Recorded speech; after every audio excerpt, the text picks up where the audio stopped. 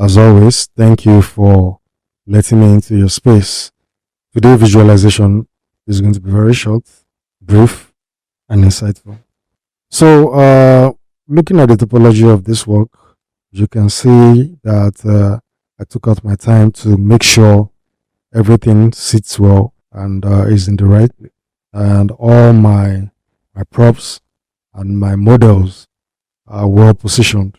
And in terms of the camera settings, I make sure I obey the rule of thirds.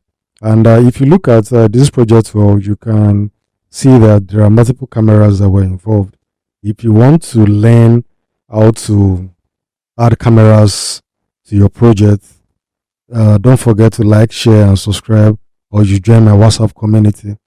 If you can't find the link in the description section, just check the comment section or drop a link there for you to join the community, whereby you can meet your fellow enthusiasts that are interested in the world of 3D animation. So back to what we have here. Like I said, the style of my workflow, the workflow I adopted for this project is highly impeccable, and I'm glad the client likes it. So a brief story behind this project.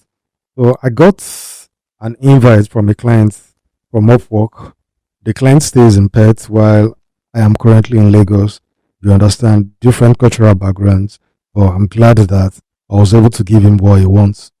So immediately after I accepted the invite, we spoke briefly on the phone, and after that, he sent me the 2D floor plan of this project, and I converted it to 3D.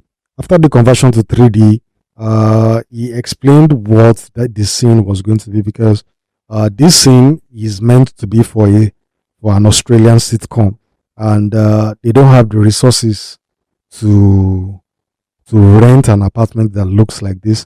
So he sent me a picture, and he also told me to improvise, to add my imagination just to make the CGI come out good and great. Because apart from just having the CGI, you're also going to make use of some other visual effects for the post-production, just to make sure that the scene looks more realistic and is visually exciting or appealing to the eyes. So at the end of the day, I'm glad that the client likes it. And if you want a personal consultation with me, if you want to join my community, don't forget to like, share, and subscribe, or you send me an email on contact1503@gmail.com. Can't wait to hear from you. Thanks.